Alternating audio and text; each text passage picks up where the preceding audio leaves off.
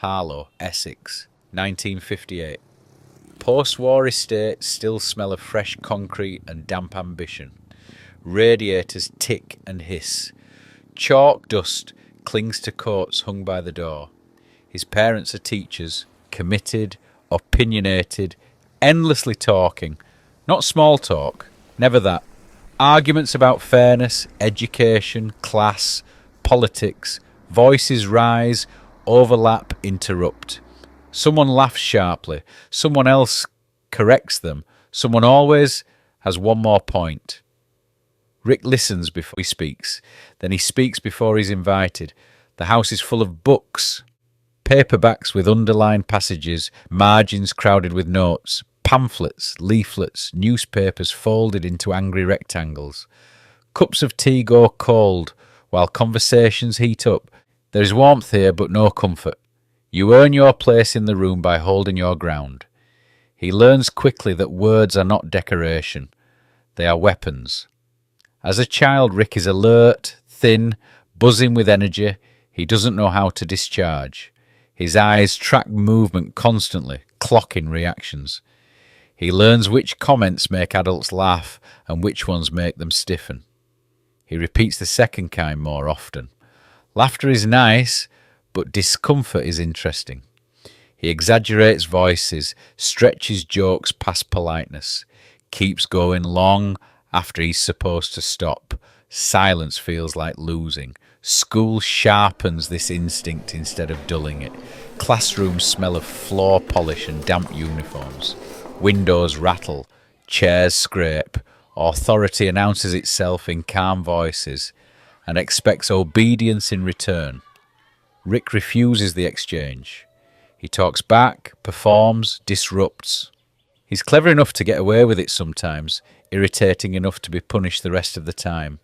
Detention rooms feel familiar, not frightening, but familiar. He treats them like rehearsal spaces, pacing, muttering, replaying conversations, rewriting them with better punchlines. The world outside is changing its tone. The 1970s seep in through the television. Strikes, rubbish piled in streets, faces tightened by worry. And threaded through it all, a new voice begins to dominate. Clipped, confident, relentless. It speaks of discipline, strength, order. It sells cruelty as common sense.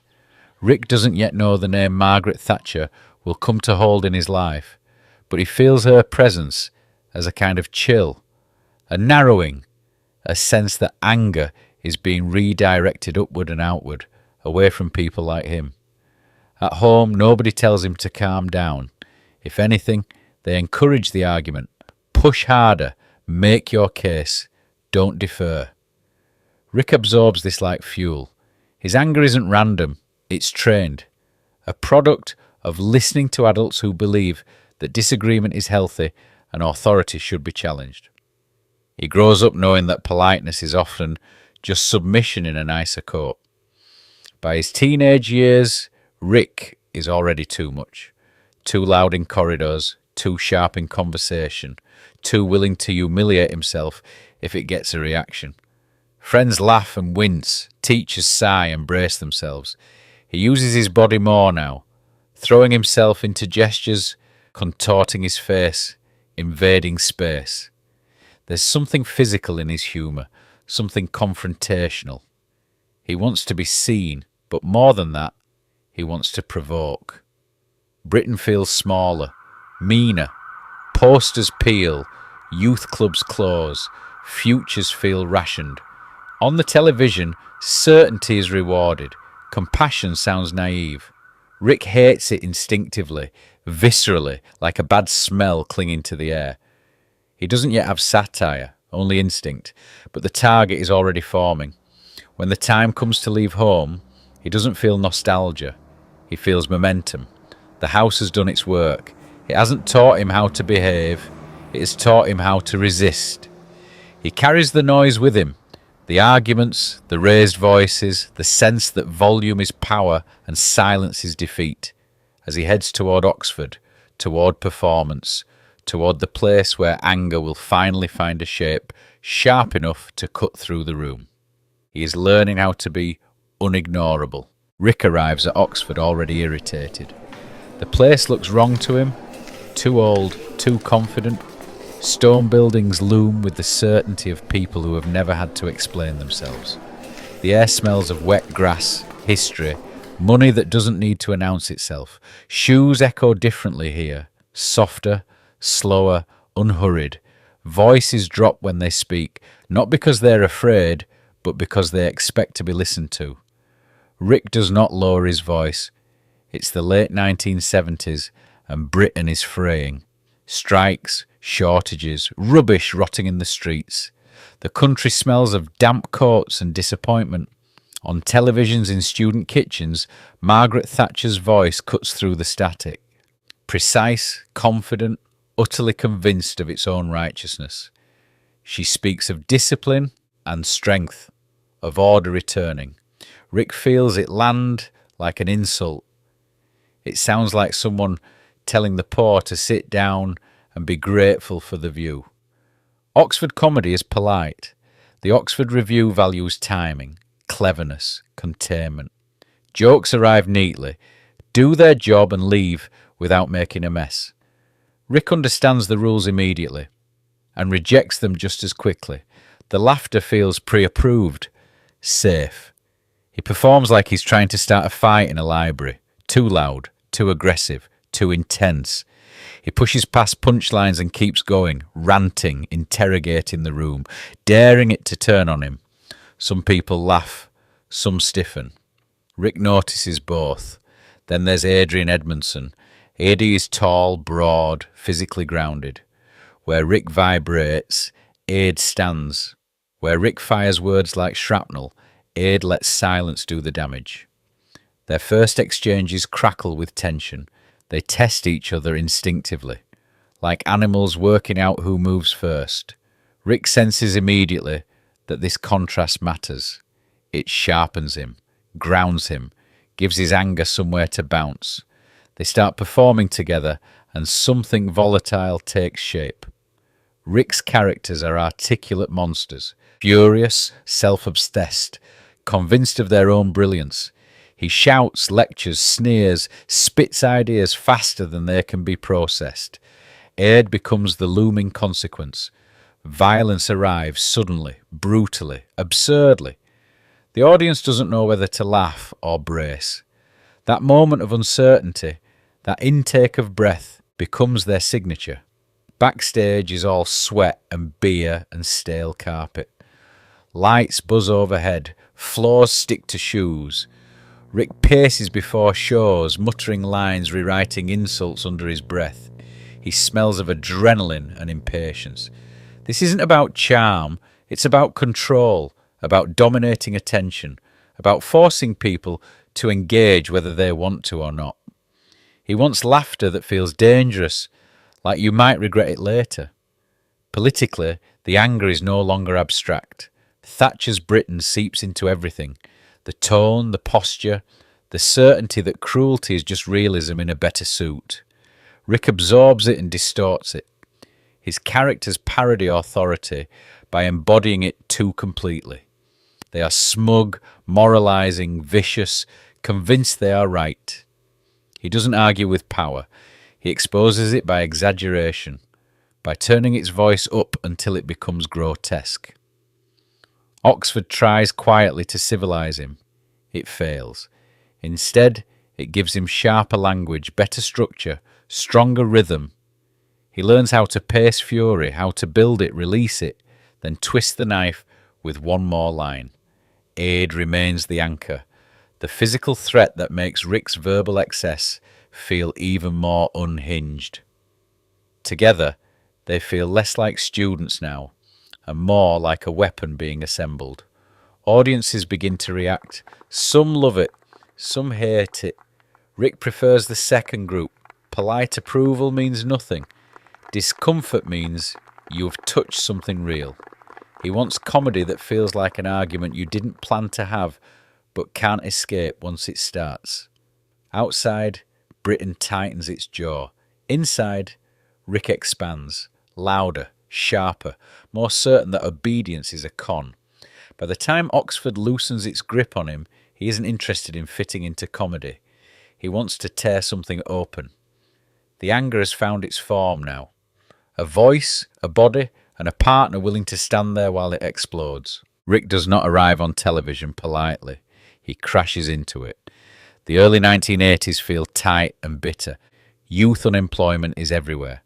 In boarded shop fronts, in long afternoons with nowhere to go, in the static hum of televisions left on all day. Thatcher's voice is constant now, firm and sermon-like, explaining hardship as necessity, selling punishment as virtue. Rik hears it as a dare. The young ones does not look like television is supposed to look. The sets are grubby. The rooms feel cold. Walls are covered in posters and slogans and mess. There is always too much noise. Bands crashing through scenes, audience laughter colliding with shouting, characters talking over one another. It smells like sweat and chaos and unwashed clothes. Rik thrives in it immediately.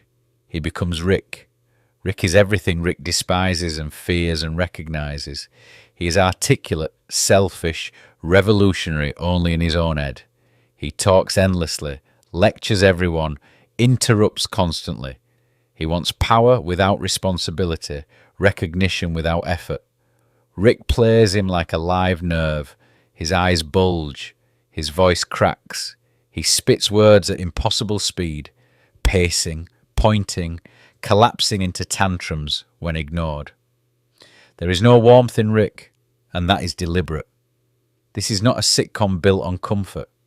It is an attack. The camera moves too fast. Scenes end abruptly. Jokes refuse to land where you expect them to. Rik treats the fourth wall like an enemy, shouting at it, breaking it, daring it to fight back. His anger isn't background colour. It is the engine. The country recognises itself and doesn't like what it sees. Students see their frustration made grotesque and hilarious. Parents see noise, disrespect, danger. Politicians see something worse, mockery they can't control. Thatcher's Britain wants young people quieter, smaller, grateful. Rik gives them a megaphone and sets it on fire. Filming days are long, chaotic, exhausting. Studios smell of cables warming up, dust baked by lights, cold tea forgotten on ledges. Rik arrives buzzing, already loud, already performing. He throws himself into scenes physically, flinging his body around, hurling himself into walls, onto floors, into other people. There is no half commitment. Comedy is impact. Comedy is risk. Comedy is leaving nothing in reserve. Fame comes quickly, but Rik doesn't soften. If anything, he sharpens. Interviews become performances. Appearances turn confrontational. He refuses to reassure audiences that it's all harmless fun. It isn't. That's the point. He knows exactly what he's doing. He wants comedy to feel like resistance. Not slogans, not banners, but tone, volume, refusal. Off-screen, the pressure builds. Expectations tighten. The show becomes a lightning rod. Rik feels responsible, not just for being funny, but for being loud enough, for matching the fury of the moment. Thatcher continues to dominate the airwaves, talking about order, discipline, tradition. Rik's response is to make disorder joyful, to make disrespect theatrical, to turn rebellion into farce so extreme it can't be ignored. Rik grows more exaggerated, more pathetic, more unhinged. Rik understands that the joke is not that Rik is right, it's that he's empty. A man full of words and no solutions, rage with nowhere to go. In playing him, Rik exposes a generation promised everything and handed nothing. The laughter is real, but it's edged with something uncomfortable. By the time The Young Ones finishes, British comedy feels altered. Rules have been broken, boundaries shoved aside. Television has learned that it can be ugly, noisy, political without speeches. Rik stands at the centre of that shift, sweat-soaked, hoarse, grinning like someone who's just smashed a window and enjoyed the sound. He doesn't look back. This was never about a show. It was about proving that comedy could shout back, louder than authority, louder than politeness, louder than a country being told to behave. Rik is no longer an accident. He is a presence. By the mid to late 1980s, Britain knows his face, his voice, the way he fills space. The shock has worn off, but the unease hasn't. Comedy is meant to mellow at this point, to sand itself down, to become respectable. Rik refuses. He moves sideways instead, into sharper satire, into characters who wear power openly and dare you to laugh at them. Then he walks into Blackadder and steals the air. Lord Flashheart explodes into scenes like a hand grenade in a drawing room. The uniform gleams, the boots shine, the grin is all teeth and confidence. Rik plays him loud, arrogant, obscene, a parody of masculinity so exaggerated it becomes ridiculous. He shouts, thrusts, struts. He doesn't just mock authority, he embodies it until it collapses under its own weight. Flashheart smells of leather, sweat, entitlement. He is everything Britain still secretly worships, and Rik tears the mask off by turning it into noise. The audience loves it. Rik doesn't trust that. He understands that laughter can be dangerous when it isn't aimed carefully, so he pushes further. When Alan Bistard arrives, the gloves come off entirely. This is Thatcherism given a human face, selfish, corrupt, smug, completely unashamed. Rik plays him without apology. There is no redemption arc, no softening. Alan lies, cheats, steals, and smiles straight at the camera while doing it. The joke isn't subtle, it's surgical. Rik moves through them with confidence now, but never comfort. He is louder than everyone else, still pacing, still sweating, still burning energy, as if it might run out. Thatcher remains omnipresent on the television, clipped, moralising, triumphant. Rik answers her not with speeches, but with caricature so accurate it hurts. Alan Bistard doesn't argue policy, he demonstrates it. At the same time, Bottom begins to take over his life. This is where everything distills. No polish, no safety net.